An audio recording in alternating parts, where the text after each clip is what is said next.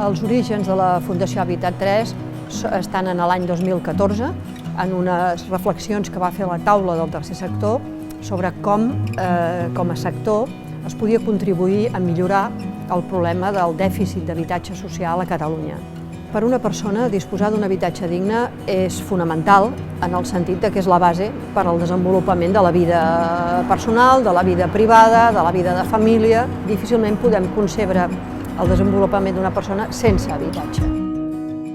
Per mi un habitatge digne és aquell que garanteixi una estabilitat, una seguretat a la persona i d'alguna manera que puguin portar a terme les activitats de la vida diària i els hi proporcioni una qualitat de vida.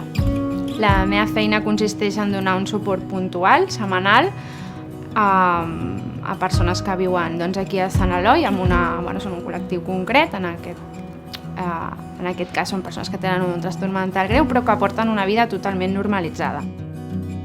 La asociación AREP para mí es mi familia, porque me han atendido en cada momento, siento que tengo apoyo, tengo a quien acudir.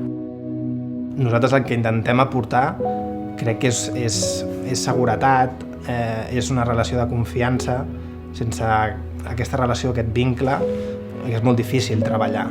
Jo crec que el fet de conèixer històries de vida de les persones, jo crec que és un gran enriquiment personal. Jo crec que el que em donen a mi és enriquiment personal, admiració, perquè han sigut capaces de sortir-se'n de moltes situacions molt complicades. Realment sí que es podria dir que he desenvolupat o he crescut com a persona dins d'aquest habitatge. Resumint, podria dir que sí, que ara puc plantejar-me una vida i fer plans de futur, quan abans simplement el que feia era anar sobrevisquent.